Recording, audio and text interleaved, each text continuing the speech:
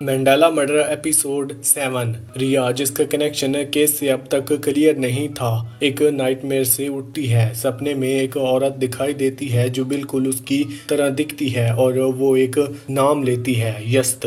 इसी वक्त उसे कॉल आता है कि जिमी खान होश में आ गया है। रिया हॉस्पिटल जाती है जहां जिमी उसे एक किताब देता है, history of India by Robert McCleary. जब रिया 5th पेज पर पहुंचती है तो उसे एक फोटो दिखती है, नंदिनी, जो उसकी एग्जैक्ट कॉपी लगती है, और साथ में एक और आदमी, अनंत पंत, एक मशहूर साइंटिस्ट। नंदिनी और अनंत एक न्यूक्लियर प्लेनेट प्रोजेक्ट के हिस्से में थे, गांव आए थे। रॉबर्ट क्लियो उस वक्त फॉरेस्ट ऑफिसर था। प्लेनेट के लिए वरुणा फॉरेस्ट के बीच के साथ साइट चुना गया था, लेकिन लोकल और दूसरे लोगों ने और जगह सजेस्ट की, लेकिन अनंत मना कर देता है और कहता है कि वो रात में ही फॉरेस्ट के अंदर जाके साइट देखेगा। जब वो लोग वरुणा फॉरेस्ट के अयास्ती पहुंचते हैं, जो अयास्ती कल्ट का वॉरशिप प्लेस है, लोकल कहते हैं कि नंदिनी जाके अयास्ती से बात करे। नंदिनी अंदर जाती है और वहां की मुलाकात होती है रुक्मणी से,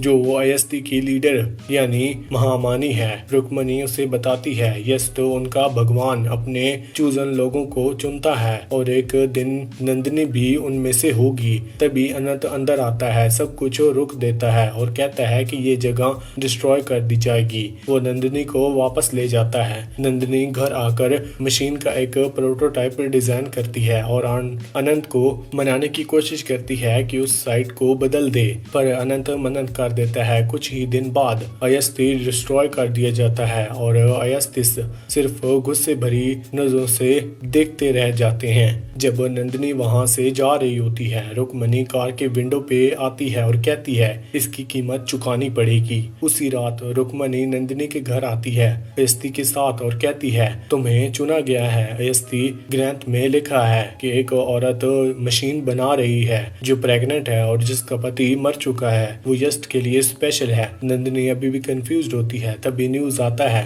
अनंत की मोटरसाइकिल एक्सीडेंट में डेथ हो गई है। नंदिनी कल्ट ज्वाइन कर लेती है इस उम्मीद में कि वो लोगों को जिंदा कर सकेगी अपनी मशीन से, पर कल्ट का असली गोल कुछ और था। वो एक भगवान बनना चाहते थे। यस्ट, जो मर्डरर्स गांव में रह रहे हैं, वो पहले भी हो चुके हैं। तब जब रुक्मणी यस्ट को बनाने की कोशिश कर रही थी, उन्होंने एक डेड बॉडी बनाई थी अलग अलग पार्ट से और बस एक फाइनल स्टेप बाकी था। तभी गांव के कुछ लोगों ने उनके ऊपर हमला कर दिया और सारा का सारा प्लान बर्बाद कर दिया। नंदिनी एक मशीन बनाई थी जो एनर्जी को ट्रांसफॉर्म करती है, पर उसके लिए अंगूठा देना पड़ता है। मिरेकल्स टेम्परेरी थे, लेकिन असल में हर मिरेकल्स का प्राइज इंसान की जान थी जो यस्ट के क्रिएशन में लगती थी। जब फाइनल स्टेप आता है, रुक्मणी कंट्रोल को बैठती है। वो नंदिनी का शुक्रिया अदा करती है और कहती है जैसे यस्ट नहीं चुना गया वो सब मर जाएंगे, एक नई दुनिया बनेगी। पर नंदिनी ये नहीं मानती। उसने मशीन जिंदगी देने के लिए बनाई थी, मौत बांटने के लिए नहीं। वो मशीन को डिस्ट्रॉय करने की कोशिश करती है। रुक्मणी उसकी गर्दन पे छुरा मार देती है। मरने से पहले नंदिनी यस्ट की बॉडी को अलग लगा देती है। रुक्मणी मशीन लेकर भाग जाती है।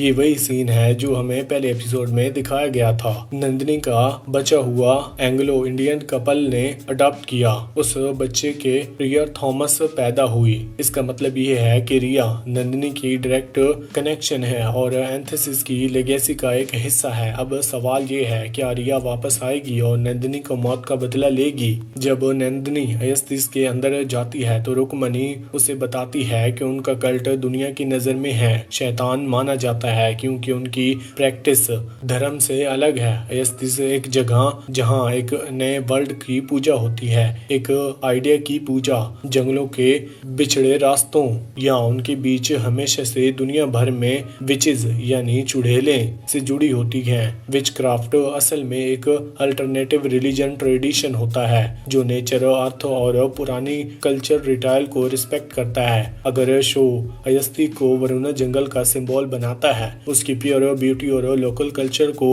उभारता है, तो वो काफी मीनिंगफुल हो सकता है। लेकिन जब न्यूक्लियर प्लेनेट का प्लान होता है तो ये सब तोड़ दिया जाता है, जंगल भी और लोकल बिलीफ भी। अयस्तीज परफेक्ट रेजिस्टेंस सिंबल बन सकती है, पर शो ने उन्हें विलन बना दिया। अगर ये कहानी कांतारा जैसी होती जहां नेचर अपने ऊपर अत्याचार का बदला लेता है तो ये काफी पावरफुल होता। रिया थॉमस का ब्लड लाइन नंदिनी से जुड़ा हुआ है, उसी ब्लड शेड से भी।